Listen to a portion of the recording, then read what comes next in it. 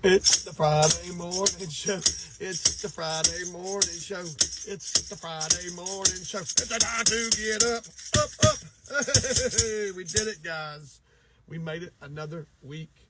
Was not a morning show last Friday. Took the week off. It was Thanksgiving. Hopefully everybody had a wonderful Thanksgiving. We did. I ate a lot. I didn't make myself sick. Just about made myself sick. So, but hey guys, we're in a new location. If you can see, there are a lot of cars coming and going. I got to get my blood work done today. So I'm about to walk into Dr. Arkin's office over here in Lawrenceville. So, yeah, so it's not my typical place. I'm a little on edge. I keep my head on a swivel. Normally I like to get off to the side, and I thought I did, but now everybody's filling up. So anyway, so yeah, we got a few. I got a few things I want to talk about. Last one I had Marley Jane in there. That's number one. Not this Saturday, next Saturday, the 14th, Beaufort Community Center, her Christmas homecoming holiday show. Guys, it's awesome. And I got my tickets. I got 3 tickets. Me, Jamie Lou, and Pressy Girl. Hunter has to work, sadly, so he can't come. But and we got him right in the front row too. There were 2 different sets of 3 seats in the front row, and I snagged them. So, but anyway, so that was one thing. Obviously, Georgia, Texas coming up. I can't talk about it too much because I want to talk about something else for a little while. If I can start talking about Georgia football and Texas and all this, I'll just keep rambling and rambling. I do think we're going to win. I do think it's going to be a much different ball game than that first time, but I think we win. So, but this is what I was going to share with y'all. This has been on my heart. So I told a little bit of story about, I finally got my deer. It was the Thursday before Thanksgiving. So it was the 21st. I'll never forget it. It was 11/21. And I wanted to talk about that just a little bit more. So, I've been going, Hillside Farm is where I was born, and I say born and raised. That's not true. I was actually born over here in Lawrenceville. But we lived in Snellville for a little bit. But then I lived for the big majority of my life when I was a kid. I grew up there all the way up until high school, to about my 10th grade, 11th grade year, 12th grade. No, what was it? It was junior year, so 11th grade. And we sold it. Like my granddaddy lived, my granddaddy lived there. We had pastures, we had a barn. I painted a barn one summer to get money to buy my Air Jordans. I painted a fence one time the next summer to buy another pair of Air Jordans. So it was a dirt road. It was woods. We had fishing ponds, cows, horses. I mean, it was just a great place to grow up. I mean, it's such a dear place in my heart, But like when we were there, when we were kids growing up, like you didn't see a lot of deer, though. I mean, every now and then you would. I used to go out on the front porch, the side porch, and we're just in the woods, guys. And I love to do this. First thing I do, I go out the front door, front porch, over to the left, pee off the side of the porch. I love doing that. I love being. Hopefully one day again I can live somewhere where I can do that, where I can just go out my front porch, not back porch, front porch, side porch, pee. So anyway, I'm getting off track. So anyway, Hillside Farm is it's just a special place in my heart. And like I said, my granddaddy and my dad, everybody sold their piece of property, and they put a Publix there. You know exactly where it's at. The people that know this area, there's a Publix, there's a Jersey Mike's, and all that stuff. So, so it's changed, right? So it's changed over the years, but there's still a good portion of land that we own. My dad, my family. And we deer hunt there, and we've deer hunt there for years and years and years. And I've had some bad misses, missed deer. Last year I missed 2. I had some woods behind my house for a little bit in the house we live in that's just kind of right across the street. Monster deer. I've missed them. Guys, I'm going to have to put my sunglasses on. That sun's killing me right there, right up over there. All right, so sorry about that. But yeah, so anyway, so then they developed that and they cut it all down. They're going to put up 50 townhomes, which don't get me started on that. But anyway, so I've been hunting Hillside Farm really hard last year and this year, because they tore the woods down last year, right in the middle of deer season, right? So anyway, Hillside Farm, and it was just like, and Granddaddy, he passed away about 4 years ago. I think it was 4 years ago. It's right around COVID. He was 94. And I feel close to him when I go over there, I love, because when I did go hunting over there and he was still alive, I would come up and I go to his house and I would tell him, because he couldn't, in his older age, he couldn't hunt anymore. And so I would tell him, he said he lived through me down there. And, I would tell him all about the mishaps and, close calls and misses. And he would laugh at me and be like, Clint, he's like, I think you might be the worst deer hunter ever. And I'm like, Granddad, that kind of hurts my feelings. And he's like, well, you know what I mean. I'm like, well, yeah, I know what you mean. You hurt my feelings, but I get it. I'm tough, but it was funny.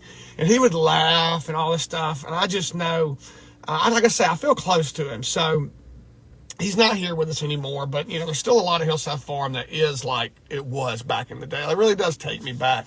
The sounds, you hear all the traffic, the honking, everything. I mean, it's not the same sounds, but a lot of times you look in those woods and it ain't changed. It's the same thing like it was in, 1984 when I was a kid running around there or whatever. So I'm in the woods. I took the week off, I took the day off, Thursday. That Thursday, I saved vacation time for this time of the year. So, the rut comes and the deer and the bucks start running crazy. And so I always save a handful of days to go hunt. And I did that. I took this Thursday off. I looked at the weather. And so it was like on Monday of that week, I asked my boss man, I'm going to take Thursday off, no problem. So I get in the woods. I get in the woods way before. I used to go in right when it gets light, but I've changed that over the last year or two. I get in not early, but I get in while it's still dark. So I get in and I have to walk all the way down these bottoms. A little bit dangerous. And it's cold that morning too. And so I get up in the stand about 6:20. And it's, it doesn't get light to where you can see till about 6:45-ish, 40-ish anyway. And I'm down in the bottoms too, so it's a little bit dark. It takes a while for the sun to kind of start peering down in there. But, and it's at 6:45 and like it gets all the way up to like about 8 o'clock. And, I ain't seen nothing. And this is another thing. I hate it when it's like this, but it's weird. Sometimes it gets like this. No squirrels, no birds chirping or singing. I mean, just nothing. I mean, I heard all the sounds of the school buses going through the neighborhood and the cars and all the hustle and bustle, but no animals were moving. And I'm like, what? This is supposed to be the right? And so I remember so it got to be about 8 o'clock and I texted. Jamie was out in Colorado for a work conference. So I knew she wouldn't get it until she woke up later, but I always text her, let her know that I made it up in the stand safely. And so I just said that. I'm like, I'm up here safe. I said, but I ain't seen jack yet. And I hit send. And as soon as I hit send, I looked up. I looked up like that right there. And there was a big buck down in the bottoms, further away, probably 50 yards away. I mean, through some trees, too. It wasn't like I had a shot or nothing. Oh, and I'm hunting with a crossbow. I can't pull the bow back anymore. I got a torn labrum here, and I'm just old now. I mean, crossbow's better for me. You can hate on me all you want out there, hunters. That's what works for me. It's ethical, it's legal, and it works. So anyway, he's walking, but he's going away from me, and like got his nose to the ground. He's moving pretty briskly. He's moving at a pretty fast clip. So I get my little grunt call out of it. I turn him, guys. Turn him. He's coming to me on a rope, and I'm like, okay, here we go. So I'm getting settled. He's coming, and he comes right to me, guys. He comes right to me. I'm talking probably 22, 25 yards right in front of me, right to left, just like this, right? But he was moving pretty quick. He wasn't running, but he was moving pretty quick. So I had the crosshairs. I was trying to find the crow. I couldn't get it on him, guys. And he moved, and he walked, and he went right behind me. And I'm like, no. And so when I looked behind me, I saw there were 2 more bucks. There was a 6-pointer, this pretty nice 6-pointer with these super long tines up there, and then this little 4-pointer. And so he started, he got up there and kind of got close to him, started pawing the ground, throwing some dirt around, snorting. It was like awesome. Like, oh my God. And they didn't like run off, but they just turned around, went the other way, right? And there goes the big buck too. I'm like, no. So it went away. I lost him. And guys, this is what I was going to share with you. I'm sharing the whole thing with you, but this is what I do. Like, I believe in a God above. I believe that God listens to our prayers. I believe he sent his son Jesus to live on this earth and to show us how to try to live our lives, right? And you try to be a Christian, and we get it wrong so many times. I get it wrong every day. But it's like you try to strive to be Christ-like. But God, I pray to God, and I feel like he listens to our prayers, big and small. I really do. And so it went away, and I said this prayer when I said, dear Lord, please let me get another chance on this buck, bring him back my way or somehow, some way. And if it's not too much to ask, maybe send the doe this way to get his attention. In Jesus' name, amen. And that's what I did. That was my prayer. And so sent it up. 20 minutes go by, and he pops out with that 6-pointer, and he's just kind of mulling around. He's not really doing much, he's eating. I guess he's eating, but he's not really looking my way because I'm up on the hillside. And all of a sudden I catch movement to my right, and there's a doe. And it's not just one doe, there's 2 does. And so, so they start making their way right to me. I usually feed some corn out this morning, but I usually feed them in this area. I've been feeding them all. So used to coming here.